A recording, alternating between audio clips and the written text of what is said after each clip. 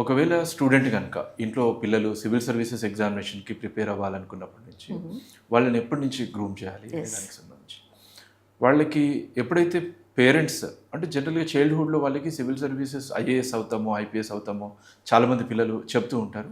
కొంతమంది parents encourage కూడా చేస్తూ ఉంటారు. ఇక్కడ ఎంకరేజ్మెంట్ అంటే సివిల్ సర్వీసెస్కి సంబంధించి ఫర్ ఎగ్జాంపుల్ రెగ్యులర్గా కరెంట్ అఫైర్స్ చదవాలి.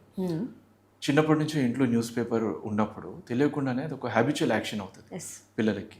న్యూస్ పేపర్ చూస్తూ ఉండడము, అట్లీస్ట్ మేజర్ హెడ్లైన్స్ ఏవో చూస్తూ ఉంటారు. ఇప్పుడు సమ్మర్ సీజన్లో ఉన్నాము. ఈ సమ్మర్లో వాళ్ళకి ఒక స్కూల్ అట్లాస్ ముందుంచి వేరియస్ కంట్రీస్ని వాటికి సంబంధించి న్యూస్లో ఉన్న కంట్రీస్ ఐడెంటిఫై చేయమని చెప్పడము, వాట్ ఈస్ వాట్ అని. అట్లాగే సివిల్స్కి సంబంధించినటువంటి ఇన్ఫర్మేషన్ అంటే ఈ లెవెల్లోనే స్కూల్ ఏజ్లోనే వాళ్ళకి మొత్తం సివిల్ సర్వీసెస్ కోచింగ్ అని కాదు, కానీ ఒక టైప్ ఆఫ్ ఎక్స్పోజర్ మనము క్రియేట్ చేయగలుగుతాం. ఒక ప్లాట్ఫామ్.